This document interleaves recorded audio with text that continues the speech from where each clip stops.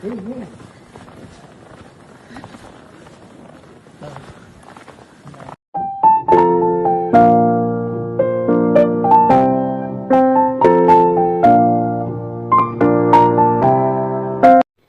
maman on disait ah putain c'est pas gagné.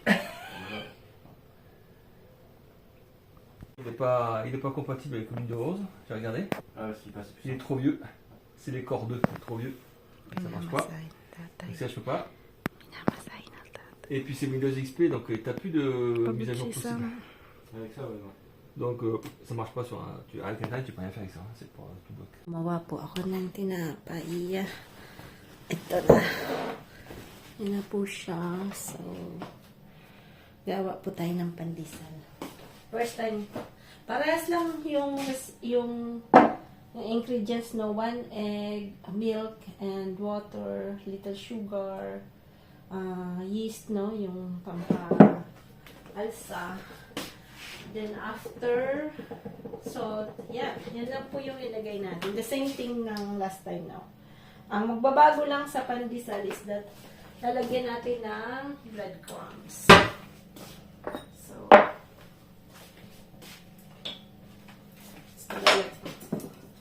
bali, pinaano ko ulit, kasi sabi ni Punk, yung tinapay daw ay parang nadudurog. Hindi ko alam kung anong astuce para parang huwag siya madurog na po. So,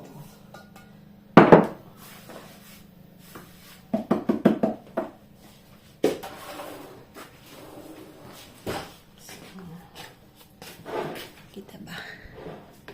Tinapay natin. Dahil si Man ay nabumili ng tinapay. Mahatiin lang natin yan. Gawa lang tayo ng container. Batag ba ba? So, gawa lang tayo ng container. Pandesal. Tatry lang naman natin yung pandesal. So, yan.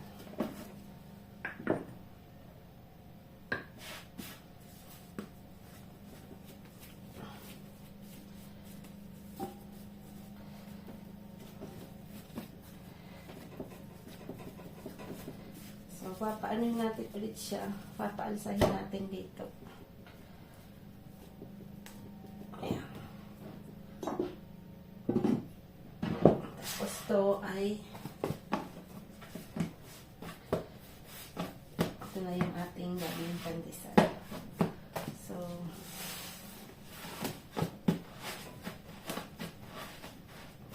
natin ang breadcrumbs.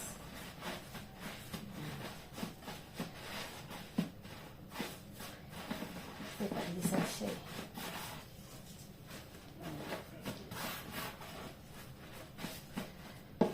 Tapos hahapit na lang natin yan lang.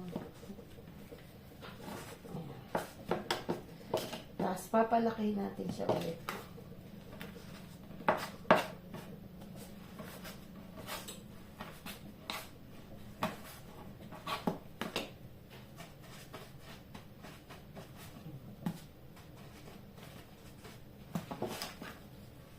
Ang pagkakaiba lang yung breadcrumbs. So, tingnan natin kung pwede.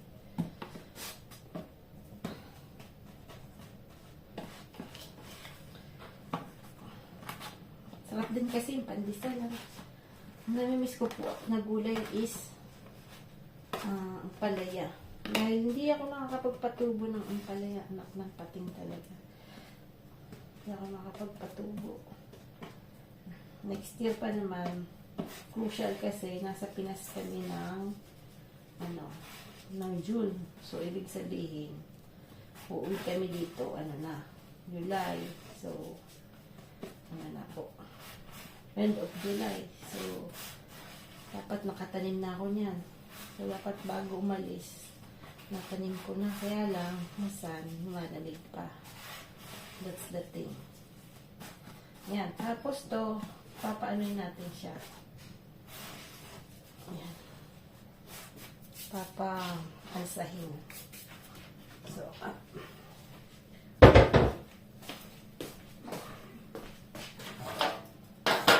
lagay natin dito.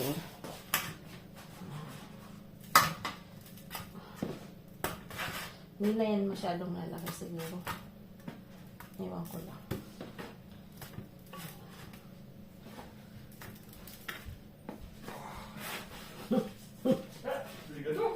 No? Pandesal. Pandesal. Kunin pandesal. Ha? Well, kasi Mama Ilashet lumatala. Lola Ilashet. Pandesal. Saya ada na pitit-trit lang. Tatapan natin yan.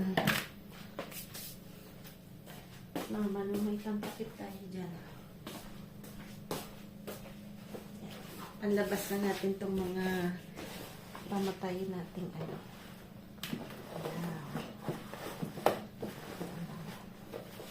Diba? Yan, bibisitahin natin yan mamaya. Wow! Pandesal! Pandesal! Pandesal! Lalaki na ng pandesal. Ayan. Success ang tinapay ni Manay. Ang pandesal. Ang ganda. Anak ng pating. Enjoy na naman yan. Yan. Oh. Tu vois, en fait, t'as pas une grande différence, c'est juste que t'as... Ayan na. Kala mo talaga totoong pandesal, oh. Oh. Ayan na, ayan na. Ayan, ayan na. Ooh. Oh. Sarap-sarap yan. Sarap po, kasi malutong siya. Sarap. Next time po may bisita kami, yun po gagawin ko. Mas masarap siya sa kung buong ganito. Ayan. Sarap. Right, croque monsieur. Croque monsieur avec the cheese. And many ham. Ayan. Croque monsieur. Kasi mga French, mahilig sa croque monsieur, mga bata. Siya ang nag-request niyan. Kasi si Sam, hinintay namin mag-alas 7 po. Gutom na kasi nasanay pong alas 6 kami kumakain. So, ayan. Croque monsieur. Po tayo ng salad. Salad. So, yung kapartner po nung croque monsieur is salad. Lagyan natin konting vinegar. Ano lang po yan? Konting mustard, olive oil, creme fraiche.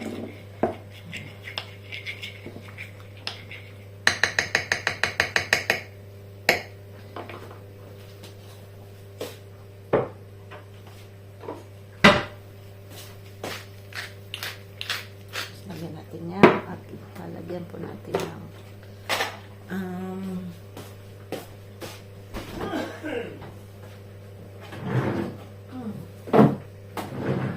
may natira pa palang bihon kahapon. So, bukas na lang natin kainin. Yan, kasi si Frank gusto niya daw ng salad. Start na po kami ulit mag-exercise pang 3 days na natin. So, nagutom na. So, dapat kaya lang, hindi po pwedeng mag-diet kasi nandito pa si Osh. Paalis po siya ng Sunday, hatid namin po siya. Hatid natin si Osh. So, marami kaming biniling tubig kasi nga yung nahirapan siyang bumili ng water doon. So, ayan. Dadala siya ng water na madami na po. Kasi pag nag-grocery naman, mabilis lang. Kaya ng tubig, syempre, mabigat. So, magdadala siya ng 10 packs ng water. Kami po hindi mahilig sa mga juices na po. We never, except kung may may tawag nito. May okasyon or may bisita or something. We never really buy ng juices. Dati, lagi. Ngayon yung mga bata, ayaw na nila. Except sometimes meron po silang lemon na ganon na parang syrup na po, which is hindi naman lagi nilang hindi naman lagi nilang every time, more on water talaga sila yung dalawa. So lalo na ngayon si Osh ayaw niya masyado ng sugar, pero magbago-bago yung isip niya kasi sabi niya magsimula na lang daw siya pagdating niya doon sa kanyang dormitory. Yan.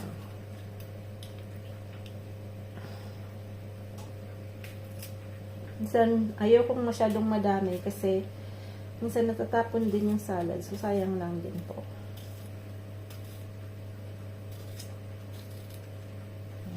Mabilisan lang.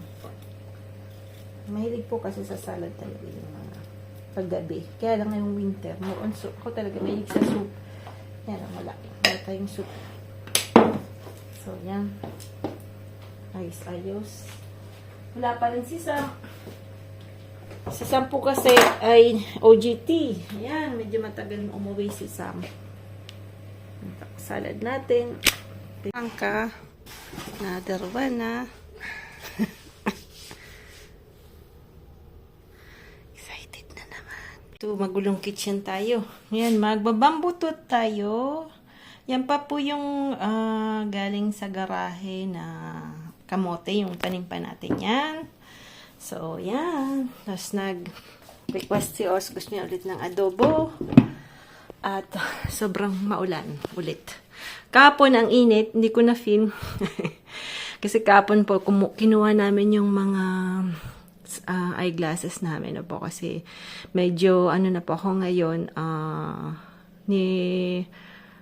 hindi ko na makikita yung nasa malapitan, no? So, near sight na tayo. So, kailangan kong magsalamin pag nagbabasa. Tsaka pag nagtatahi. Dito po sa France, every 2 years pwede ka magpalit ng salamin po. Na yung mutual, yung sa health insurance mga magbabayad. No? So, every 2 years yun. But in case na talagang in 1 year, nagpa-doktor ka at masyadong tumaas yung grado mo or nag-iba yung grado mo na po. So, okay lang yon. So, kahit 1 year pa lang, i-ano nila yun ang insurance. But then, kaming tatlo nagpalit na po, si Sam, ako, tsaka si Frankie. Si Frankie po ay, na po siya. So, ano ba tawag nun? Yung eyes niya is, parang ang daming problems. Ibang klase yung kalimutan ko kung anong tawag sa kanyang salamin ngayon na po. So, medyo mahal yung kanyang salamin kasi kakaiba nga. Dahil may po siya, astigmatism, may myopia, tapos din niya na rin kita yung sa So, lahat yun nasa salamin niya. So, kalimutan ko kahit sa French. Kalimutan ko yung nun, yung tawag. So, anyway, so, si Sam, medyo mayroon siyang, myopia, no? May pagka, hindi niya kita yung nasa malayo. So, dito, kahit na mayroon kang insurance, dahil yung mga salamin, depende sa tatak ng salamin na kukunin mo, minsan, medyo mahal po yung babayaran. So, ako ang kinuha ko niya lang, pinakamura lang na po yung medyo walang gaanong branded na po. So, pag medical na eyeglasses lang naman sa akin, so, bira ko siyang gagamitin. So, yun ang ako. But then, yung salamin, yun po yung mahal. So, lahat po kami, almost 900 yung sa bulsa namin. Labas na po yung sa insurance. Almost magkano rin yung kami tatlo. So, mahal po talaga. So, kailangan palipunan every 2 years yung salamin kasi lahat kaming apat po ay nagsasalamin. Although ako hindi naman lagi nagpapalit dahil di ba nag-plastic po ako ng 2011 hanggang ngayon po, maganda yung ko, yung sa far side ko na po. So, kaya kung meron po kayong magandang doktor na nag-relator, no? advice ko po yun sa inyo kasi very, convenient. Hindi ka bibili lagi ng salamin, diba po? Mahal kasi. Anyway, pero meron po silang kung ilan yung bombrado mo, saka lang nila yan laser. So, ako po nagpa-laser noong 2011. Hanggang ngayon po, ganun pa rin. Sabi nga na nung ophthalmologist na nagtingin sa akin, sabi niya, wow. Sabi niya, ang ganda daw ng eyesight ko pa rin. Kaya lang, pag tumatanda ka, yun nga, problema mo is yung, yung sa malapit, yung maliliit. Pagka nag-ano ka ng karayom, ng needle, hindi mo nakita. Yun na yung problem. So, kasi, siyempre, tumatanda na si Manay. Yan, lagyan po natin ng toyo. May iba naman tayo. Yan, toyo. At, lalagyan natin yan ng konti. Konti lang. Yan. Yung ano po yun, konting vinegar na maanghang. Lalagyan pala natin ng katabilan, konting milk cube. Sabi ko naman eh. Sobrang katabilan. Kalimutan nila. Paborito kasi ni Frank yung bamboo. Alam mo kung bakit naging favorite niya? Kasi paborito po to ni, ito po talaga. Paborito to ni Aya. Ni Buboy na po.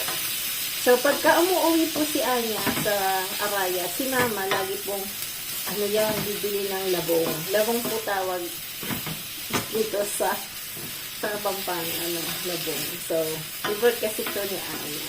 So, favorite din yun ni Mama. Actually, favorite ng lahat. But then, talagang favorite ni Anya. So, si Frank, naging favorite niya kasi lagi yung nagluluto nito si Mama. Naging favorite na. Kaya lang yung amin po is pandakan. So, tikman lang natin to. Up. Napanghi-panghi lang. Pero masarap siya. Yan. So, yan, luto na. Diba? Bamboo. Ang laman nito. Yan yung gift ni Frank. Kaya ito, yan po yung bago niyang speaker. Binalik po yung gift ni Sam kasi nga, di ba? Medyo maliit.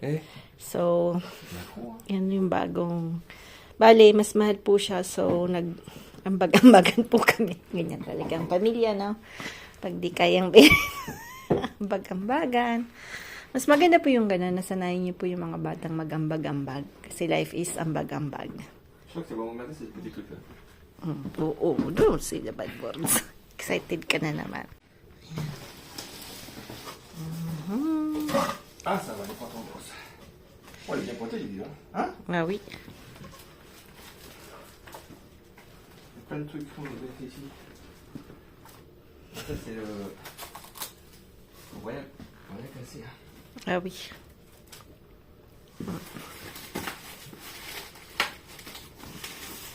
Ito ba ang kudma?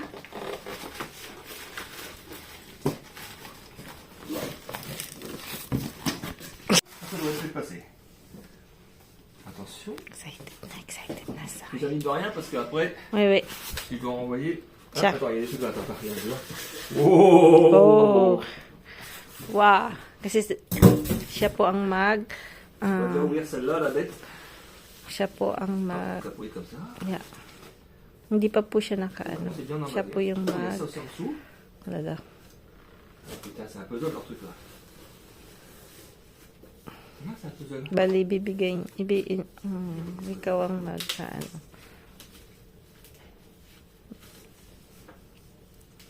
mag-a-assemble ba? Kamisan magandang bumili second hand, naka-assemble na eh. Joke. Attention. Wow, c'est comme ça. Ça a l'air Alors par contre, plastique, hein? The critic.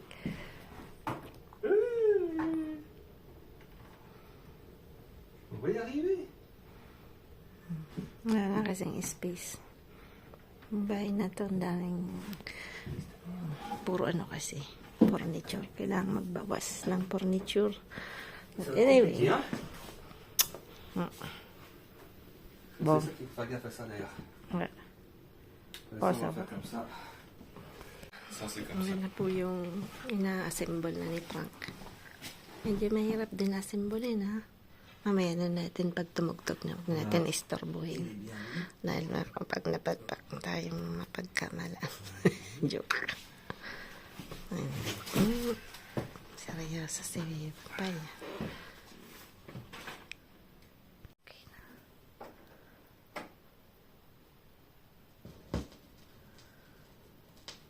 Ito na may kamuting. Yan. Gusto kasi matikman ni Yosh. Lagyan ko po ng konting kanin.